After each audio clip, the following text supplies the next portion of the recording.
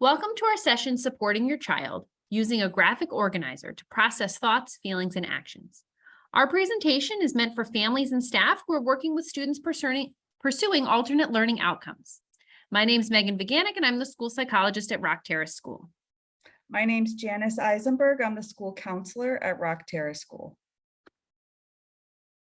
For our session agenda today, we're going to first review the connection between situations, thoughts, feelings, and actions. Then we're going to introduce a graphic organizer and the steps for helping your child identify thoughts, feelings, and actions.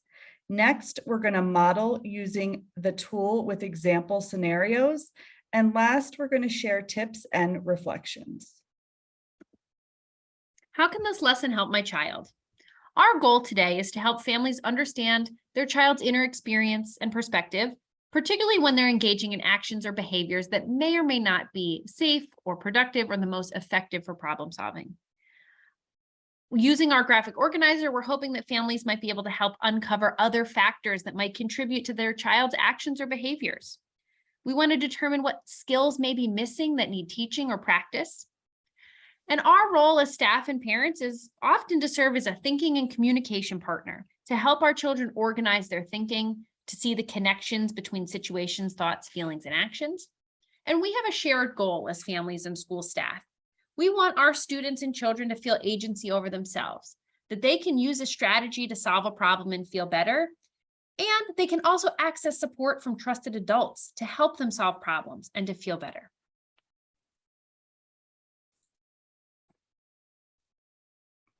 These are important words to remember when you're using this tool. We start by talking about the situation. Something happens, a noise, an event, someone says something or does something. That is the first piece of information that we try to discuss with the student. What happened? Then we take a look at their thoughts, the words and the pictures that run through their head, and they tell you what's going on around you. So when you were in this situation, what were you thinking? And then next we talk about the feelings. Feelings are your inner experiences. You might feel happy, sad, angry, and excited all in one day or even during one class. All feelings are okay. So we want students to identify what they were feeling as well as what they were thinking during the situation. And next, based on the situation, your thoughts and your feelings, what did you do? What were your actions? And your actions are anything you do or anything you say. So these are the 4 parts of the tool that we're going to discuss more today, and understanding these important words and how we use them to talk about students is important. This picture shows us one way to understand the connections between a situation, our own thoughts, our feelings, and our actions. Now, we're showing you this model in a line, but in reality, sometimes these arrows go back and forth, and these elements do affect each other. Sometimes an action triggers a whole nother layer of thoughts, feelings, and new actions. Sometimes you might see this model presented as a triangle or in a circle. We like to pair the words with pieces of the definition and also familiar pictures. So you'll see some of the same images repeat throughout our presentation, and we use them in our graphic organizer because we want to help our students access these concepts, and sometimes the visuals are a great way to do that.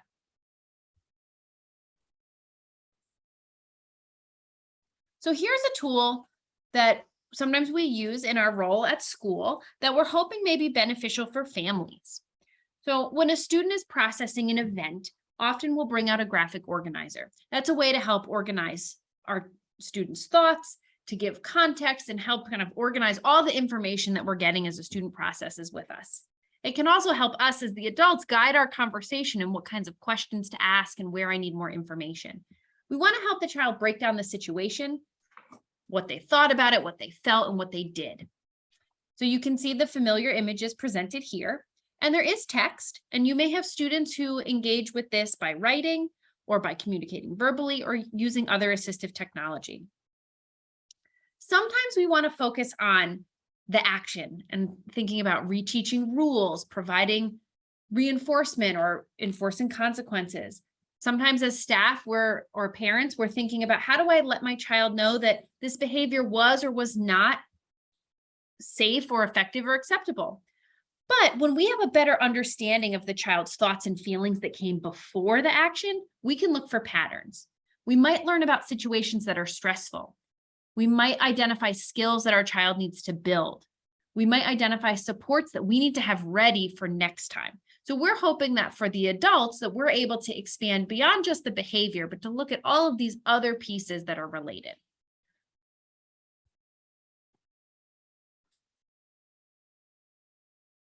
So next, we're going to get into some real life examples.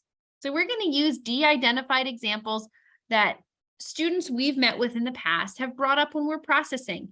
And we want for you to hear the kinds of communication and language that come from the student, and also the kinds of questions that we might ask to help us better understand a situation. You might notice that as the student is mentioning different pieces of information, we as staff members are entering it in the graphic organizer where it fits, but it may not be in the order that the students communicated it. So let's get into our first example. This example is of a student who came to the counseling office because they were upset about a situation that happened in class between the teacher, themselves, and another student. Janice, thank you for coming with me today. I understand that you had a hard time in class. Can you tell me a little bit more about what's going on? Well, it was really the worst day of my life. My friend and I were playing with the sand, and the teacher said, "Can you clean up the sand?" And we did not want to. We wanted to keep playing when we were supposed to stop. Okay, so you were in class with a friend and it was time to use sand, but it was time to clean up. And I heard you say something like, maybe you're not feeling very happy right now. Can you tell me how you're feeling? Well, I'm actually feeling scared because when I told my friend to clean up, because I heard the teacher, she told me to shut up. I see. So your friend said some unkind words too. Yes. So when the teacher said it was time to clean up, I wonder what you were thinking. Well, I was thinking that I would try to ask my friend to clean up because that's what we were told. But then I felt like my life was ruined because I felt like my friend wasn't going to want to play with me anymore because I told her and I asked her to clean up. I see. It just felt so icky because I was trying to do what I supposed to, and then I'm worried that I'm going to lose my friend. I see.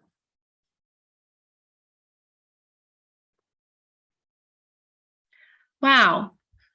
Okay. So let's look at our paper here and let's think about what was going on. The teacher said it was time to clean up your break activity with the sand. You were thinking, I should ask my friend to help me clean up.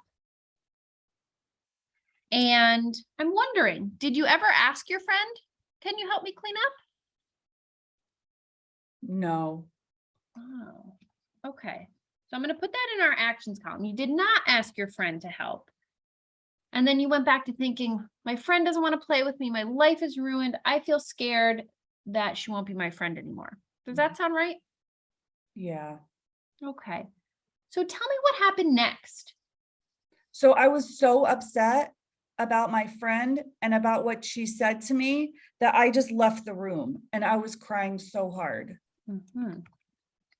And you know what? I think I missed a piece. What was it that your friend said to you? Well, my friend told me, shut up. Oh, I see. Yes, I did write that down. Your friend said something unkind. Mhm. Gotcha. Okay, It so, hurt my feelings. okay, I'm going to write that down here too. All right, so I notice that your body looks like you're feeling a bit calmer. Does that match how you're feeling on the inside? Yes. Okay. Now that you're feeling calm and you're safe, and we've talked about how you're feeling and what you were thinking, I wonder next time it's time to clean up, what we might be able to do a little differently. Well, I mean, I think I should just clean up myself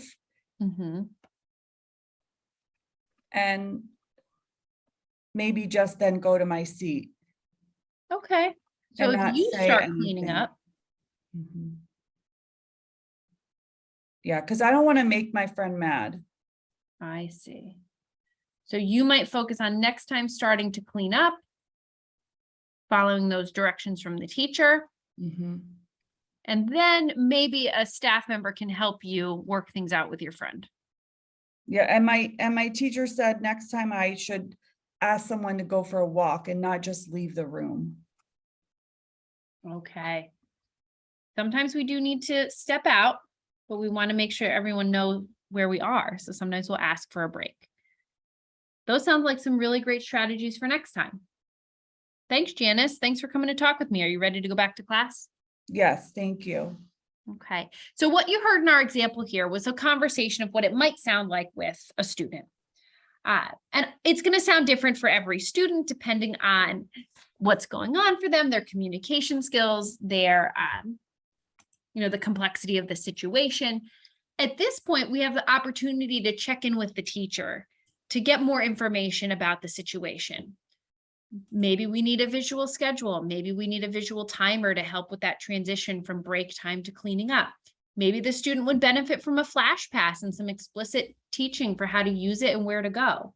And then maybe there's an opportunity here for some social interaction practice for how do we navigate when two friends are asked to do something and maybe they're feeling a little frustrated. How can we do what we need to do, perhaps with less hurt feelings?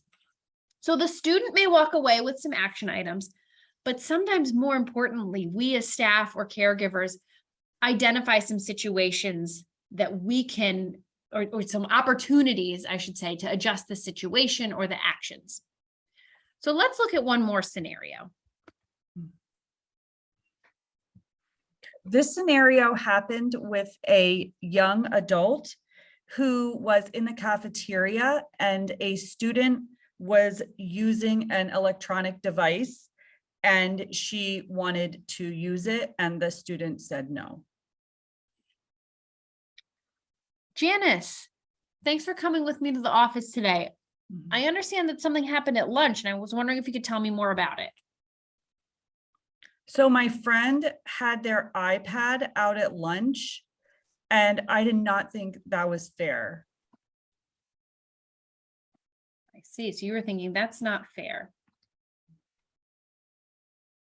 I asked him if I could use it and he said no, and I got really upset.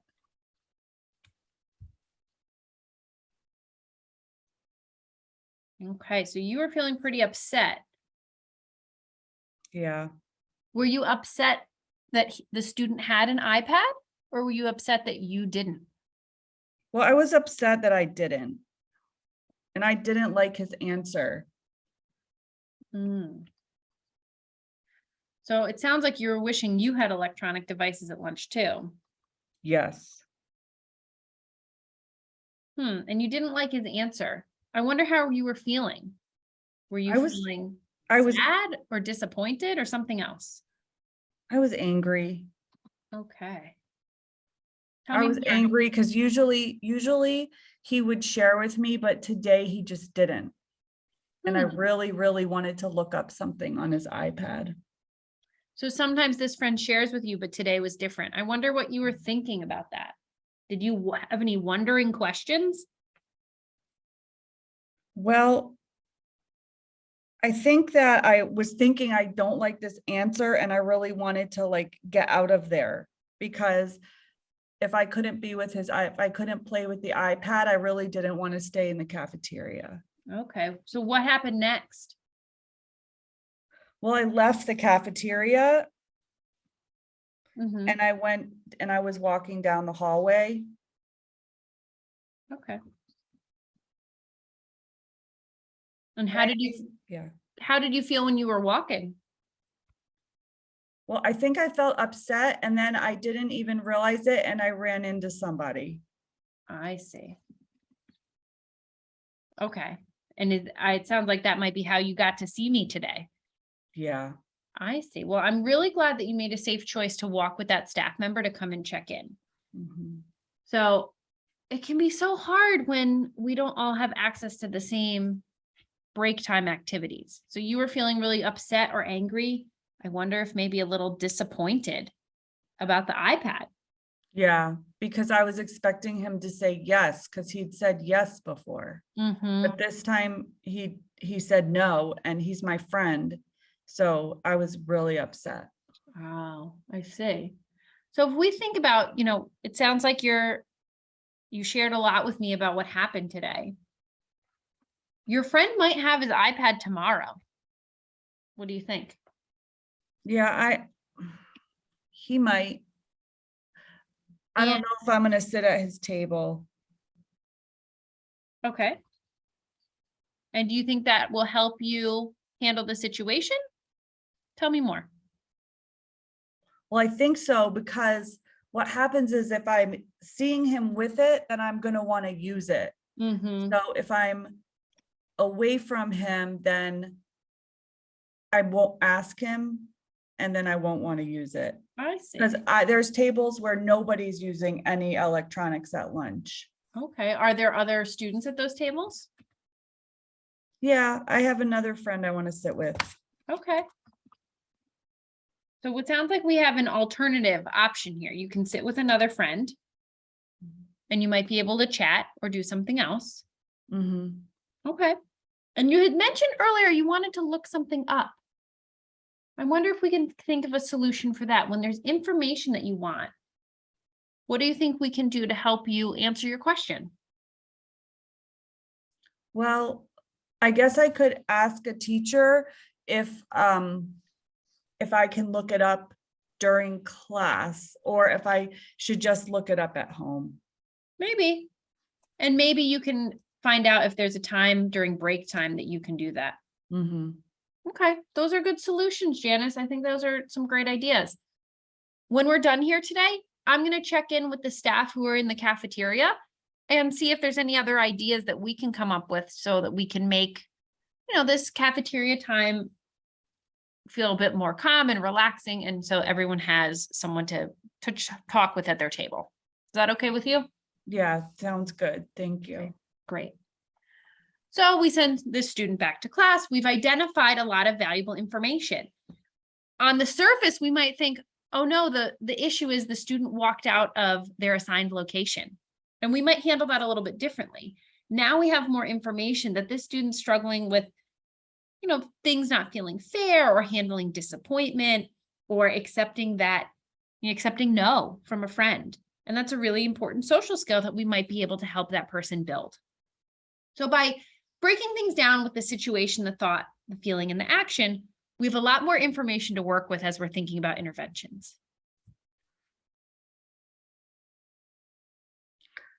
We want to talk a little bit about mindfulness and connecting to the body.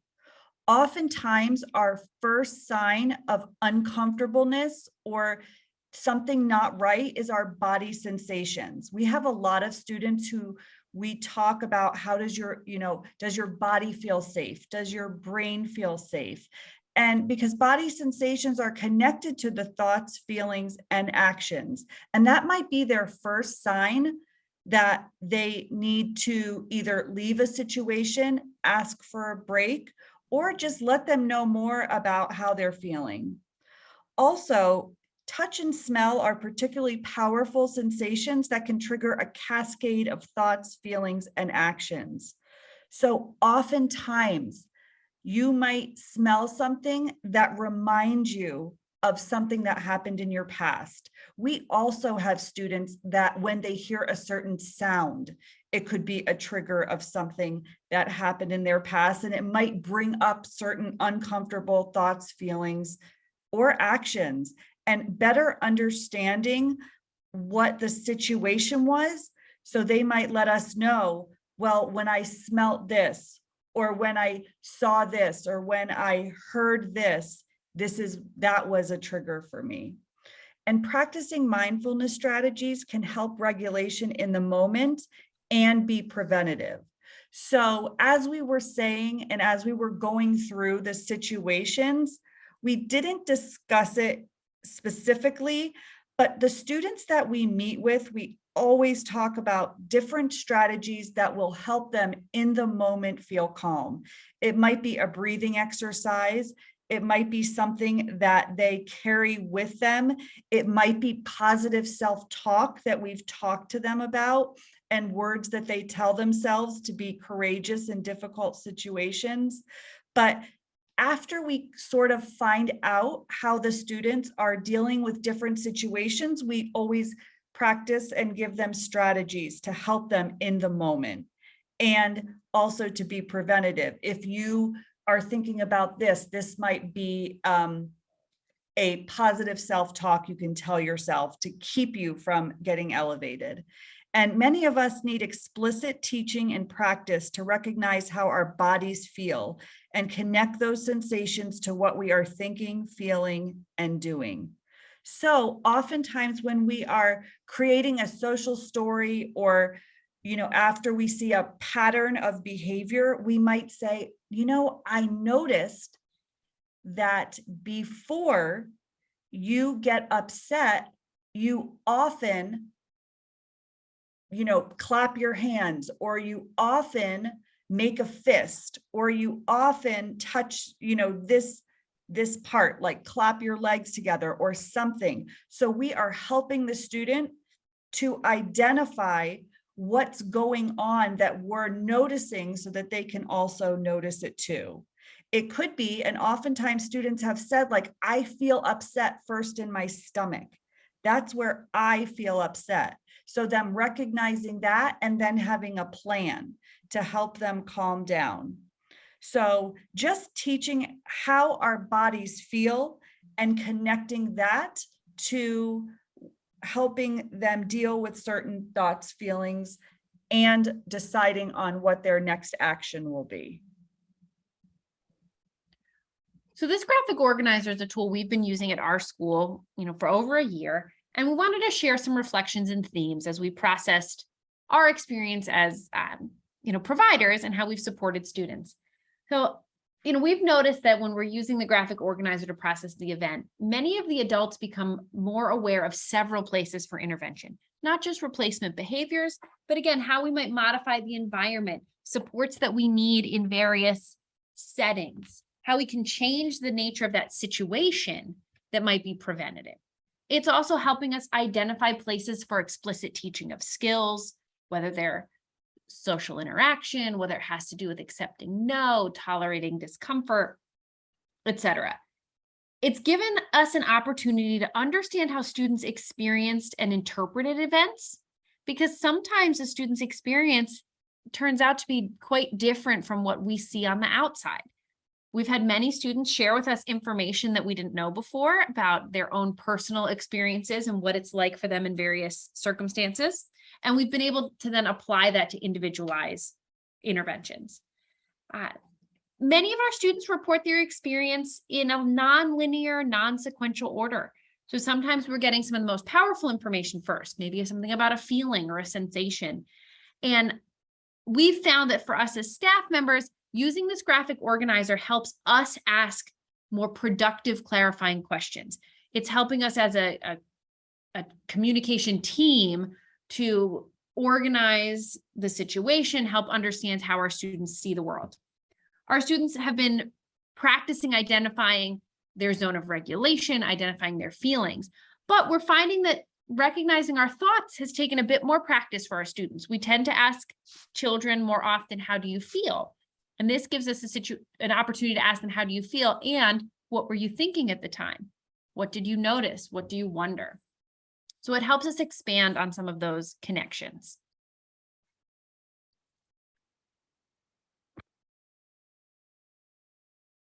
Okay, here are some modifications and supports that you can use when you are using these graphic organizers and these tools.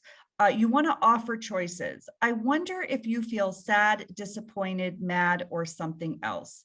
Sometimes the students can't necessarily identify how they're feeling, or sometimes they're having a lot of feelings at the same time. And another thing is, do you want to write, type, draw, or point to pictures? When some of the students are elevated, sometimes less words are helpful for them.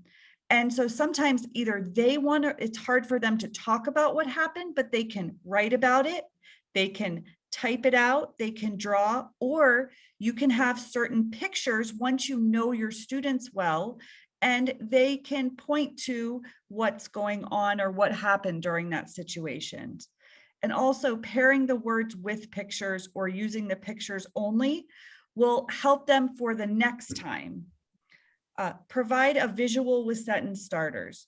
When this happened, I thought, I felt.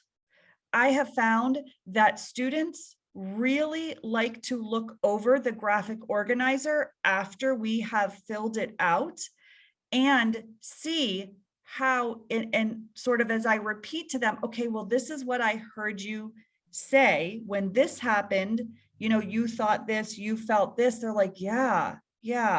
So it's really a nice visual for them to have and to see then, okay, this is the action I did, and this is the action that I might want to do next time. And practice using the vocabulary and tools when your child is regulated and available. You can use them for positive situations too. This is so important. You can tell your child, I loved the way that you accepted no when we were at the store. What were you thinking? And your child might say, well, you know, I was thinking maybe I'll get it next time, and say, wow, that is such a, you know, that's such a great thought you had that you could get it another time.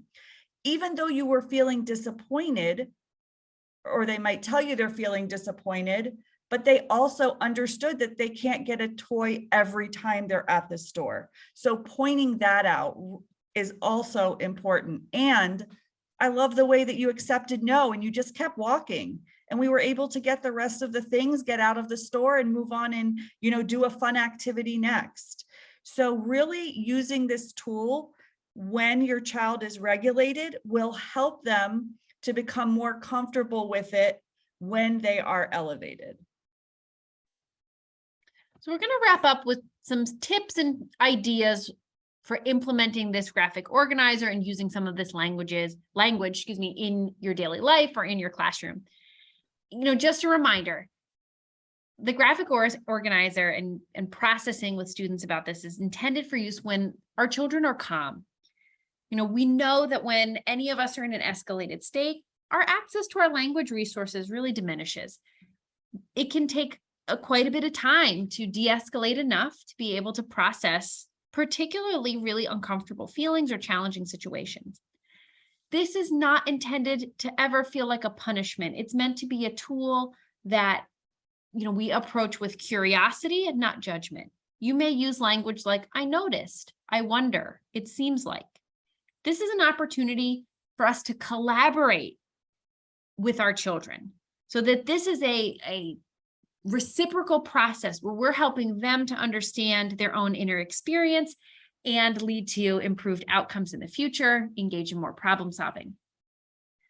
You know, most of the time, I would say the adult would be the one doing the writing. You may have some students who are older or particularly independent with writing that may be ready for that, but that may be an important place to pull back and differentiate because the writing can be challenging. Again, the goal is for this to be a positive, engaging experience. The interaction should end with the child feeling more understood with a plan for what to do next time, but also that we as staff and caregivers are probably going to leave with some action items for ourselves. We won't be able to solve every problem that our child identifies or build every skill right away. But as you have more of these conversations, you may look for patterns and be able to prioritize what are the skills that will be most important for us to work on as a team to help my child engage in safe behaviors that help them solve problems. So lastly, we have a couple of resources for you to look at here on the next slide. You know, that informed our decision making. Particularly, I want to draw your attention to Google Read and Write. It's a Chrome extension that you may be able to put on your Chrome browser at home. in order to find some of the images that we use for our vocabulary. So thank you for viewing our video. If you have any questions, please feel free to reach out to us, and we hope you have a wonderful rest of the school year. Thank you.